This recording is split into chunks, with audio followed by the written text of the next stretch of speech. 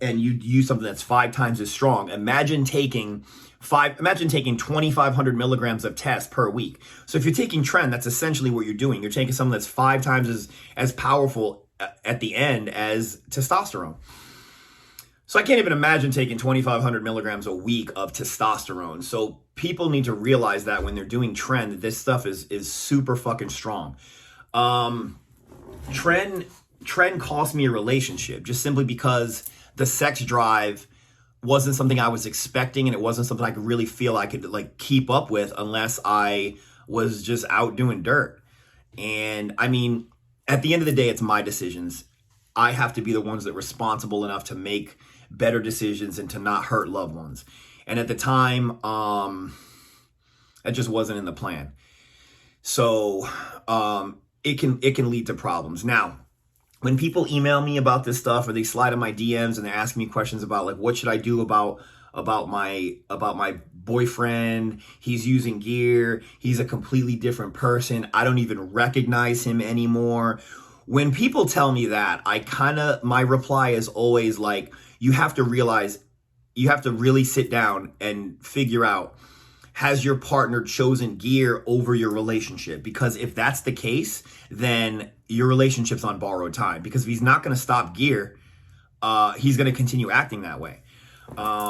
So that's usually my thing. It's like, it comes down to, you either need to stop gear, or you either need to like end the relationship. Like, I don't think you can have a relationship with steroids and a relationship with significant others at the same time. A lot of people say high amounts of gear makes you withdrawn. I know tren makes you kind of just like mad at the world, and you're kind of withdrawn from everybody. I never really experienced that. I just more like experienced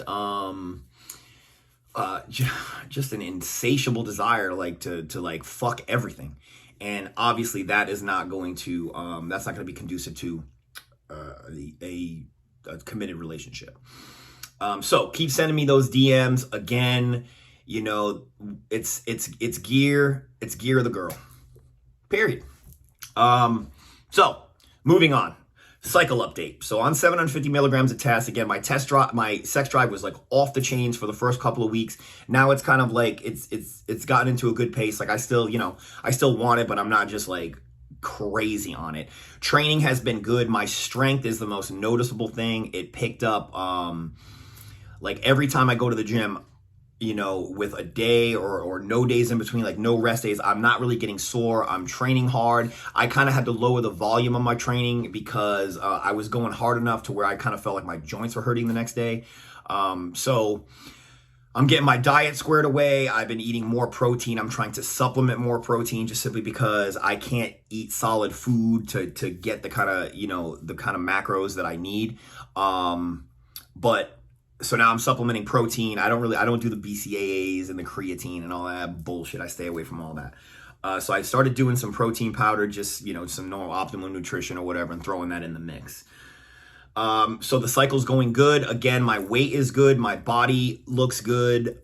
Strength is coming up. It's week 6. It's sustanon, so it's a longer ester. So I'm expecting like weeks like 6 to like 12 to be where more gains will be found, because now your plasma levels in your blood are just up there, and you don't really have to. You're not in the transition of getting your blood levels to climb.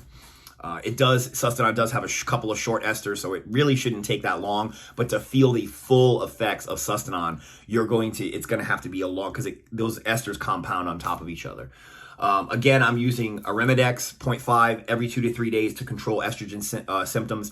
I haven't really had any estrogen symptoms other than being a little bit emotional, like kind of like, I don't know, it puts men in touch with their feelings or shit when your estrogen goes crazy. But, you know, just crying over some shit, you know, just standard stuff. But that's all has been well and good. Some life updates. I got my GSX-R 1000 now. My car is coming along. So I'm just out here grinding, baby. Out here grinding on a day-to-day. So again, the cycle's good. Life is good. Relationships and gear, not a good idea. And that's pretty much all I got, man. Feel free to like drop in the comments. I hope you like my new helmet I just bought trying to rep California and shit on my GSXR. So I'm waiting for the weather to get a little bit warmer out so I can ride it more often and just kind of have another outlet for whatever it is that I got going on. Shout out to my boy Steve Patterson. He got my hair looking juicy. The beard is looking nice. I've just been growing my hair out. It's kind of getting long. But he got my beard tightened up. And that's all I got, man. So make sure you hit me on my Instagram. My Instagram is OutlawV2. For everyone that's tuning in, feel free to follow me. Feel free to slide in my DMs if you got any questions. And man, that's all I got. So look forward in about a week, maybe 2 weeks, to some blood results for the PharmaQO, because I really want to see where I'm at and see what my levels look like. And that's all I got, man. Holla at your boy.